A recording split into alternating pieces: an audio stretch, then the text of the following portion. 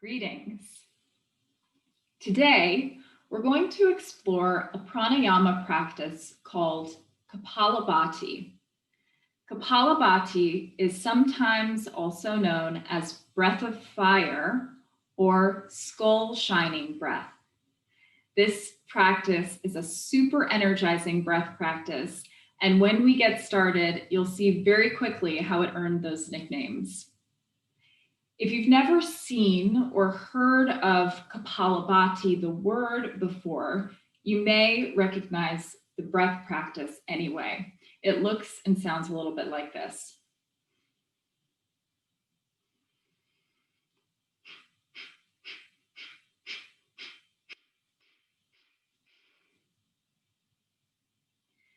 Kapalabhati breath could be done for a much longer duration than I just did it. It could also be done for a shorter duration.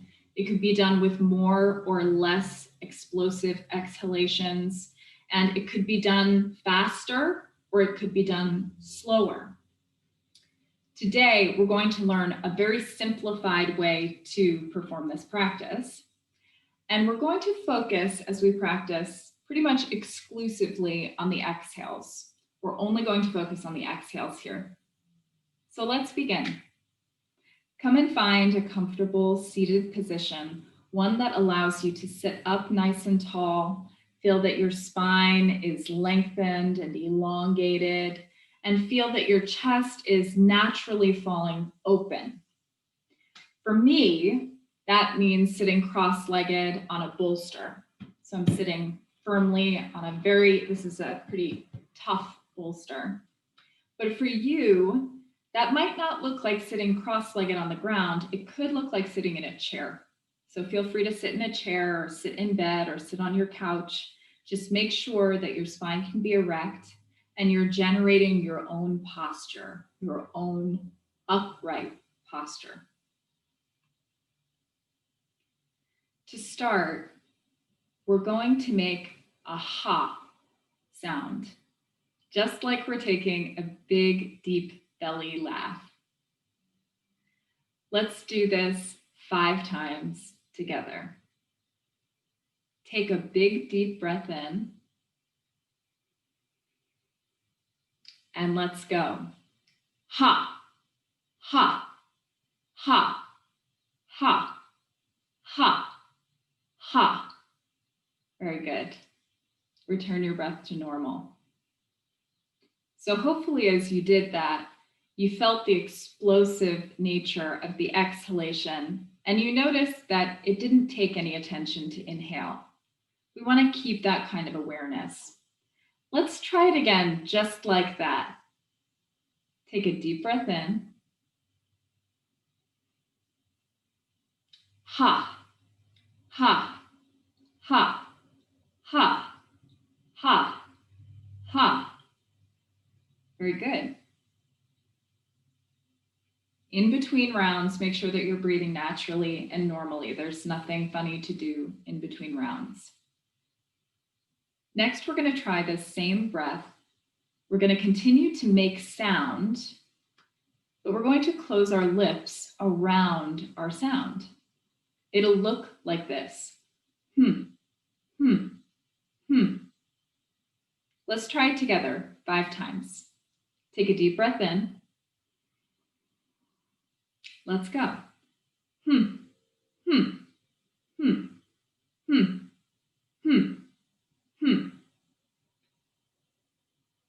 I think I did 6 there. Hopefully you came along with me, and if not, it's a-okay. All right. So that's the kind of muscular movement that we feel when we do this kind of a breath. And you might start to notice yourself just generally feeling a little bit happier. The thing is that a deep belly laugh sound like that, when we make that kind of a ha sound, our brain doesn't necessarily know whether we're actually really happy or not, or just making sound. So that's one of the many benefits of this particular breath practice. Now, we're going to do that same thing, but we're going to take out all of the sound. So we're going to start to do this explosive exhalation It'll look and sound a little bit like this.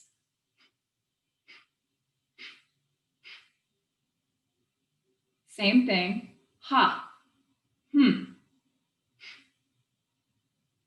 Same thing, no sound. Let's try it 5 times, nice and slow like this. Take a deep breath in.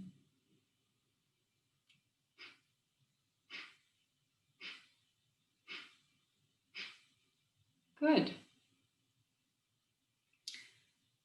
Now we're going to try it for 20 breaths, no sound, and we're going to pick up the pace a little bit. Let's give it our best shot. 20 rounds, no sound. Take a nice deep breath in.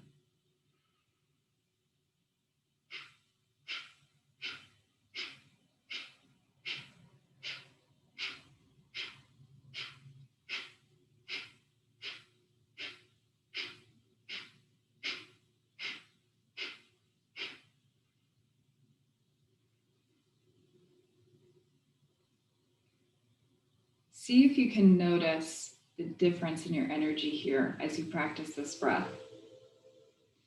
Because Kapalabhati breath is an energizing breath, you might choose to keep your eyes open. You might choose to close your eyes.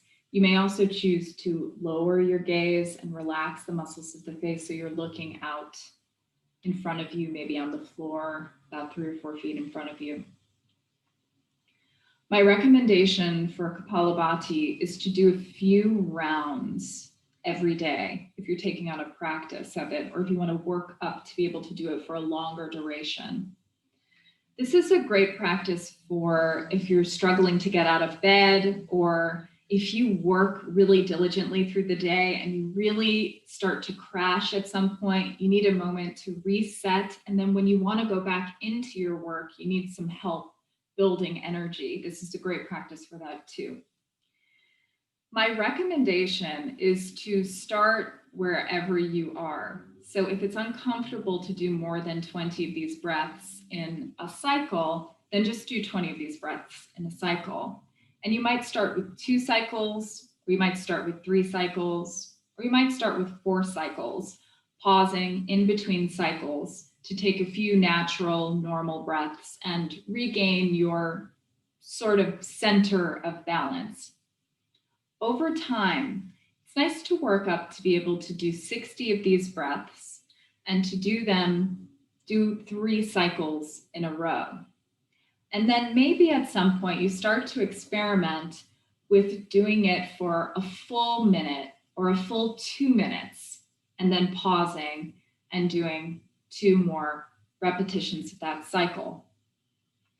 So that's my suggestion, is to do this breath, work up to being able to do 60 breaths, count 60 breaths, rest, do a second cycle of 60 breaths, rest, and do a third cycle of 60 breaths.